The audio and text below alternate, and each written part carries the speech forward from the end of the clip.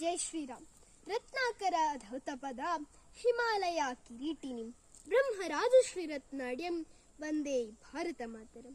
ತಮಗೆಲ್ಲರಿಗೂ ರಾಷ್ಟ್ರೀಯ ಯುವ ದಿನದ ಶುಭಾಶಯಗಳು.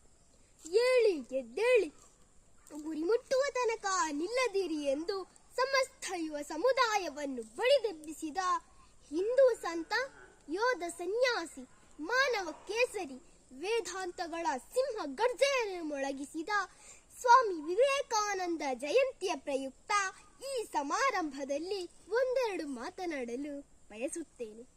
ಸ್ವಾಮಿ ವಿವೇಕಾನಂದರು 1863 ಜನವರಿ 12ರಂದು ಕೋಲ್ಕತ್ತಾದಲ್ಲಿ ಜನಿಸಿದರು. ಅವರ ಬಾಲ್ಯದ ಹೆಸರು ನರೇಂದ್ರ ದತ್ತ. ಅವರ ತಂದೆ ವಿಶ್ವನಾಥ ದತ್ತ, ತಾಯಿ ಭುವನೇಶ್ವರಿ ದೇವಿ.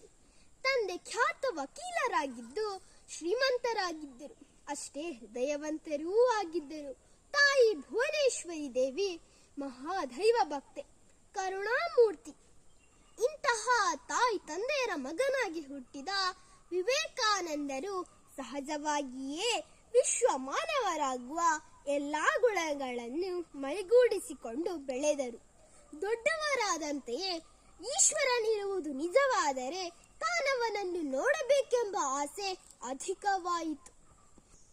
1882ರಲ್ಲಿ ನರೇಂದ್ರನು ರಾಮಕೃಷ್ಣರನ್ನು ಭೇಟಿಯಾದನು. ಗುರುವಿನ ಮಾರ್ಗದರ್ಶನದಿಂದ ನರೇಂದ್ರನು ಸ್ವಾಮಿ ವಿವೇಕಾನಂದರನ್ನಾಗಿ ಮಾಡಿತು.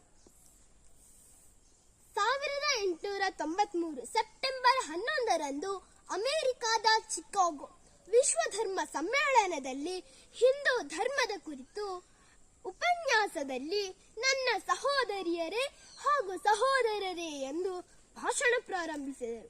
ಇದು ಇವರನ್ನು ಜಗದ್ವಿಖ್ಯಾತರನ್ನಾಗಿ ಮಾಡಿತು. ವಿವೇಕಾನಂದರು ಹಿಂದೂ ಧರ್ಮವನ್ನು ಭಾರತದ ಒಳಗೂ ಹೊರಗೂ ಪಸರಿಸಿದರು. ಕೊನೆಯದಾಗಿ ಶಕ್ತಿವಂತರಾಗಿ, ಶ್ರದ್ಧಾವಂತರಾಗಿ, ಆಗ ಎಲ್ಲವೂ ನಿಶ್ಚಿತವಾಗಿ ಸಾಧಿಸಲ್ಪಡುತ್ತದೆ ಎನ್ನುವ ಅವರ ಮಾತಿನಂತೆ ನಾವು ನಡೆಯೋಣ ಎಂದು ಹೇಳುತ್ತಾ ಅವಕಾಶಕ್ಕಾಗಿ ಧನ್ಯವಾದಗಳು. ವಿವೇಕಾನಂದರಿಗೆ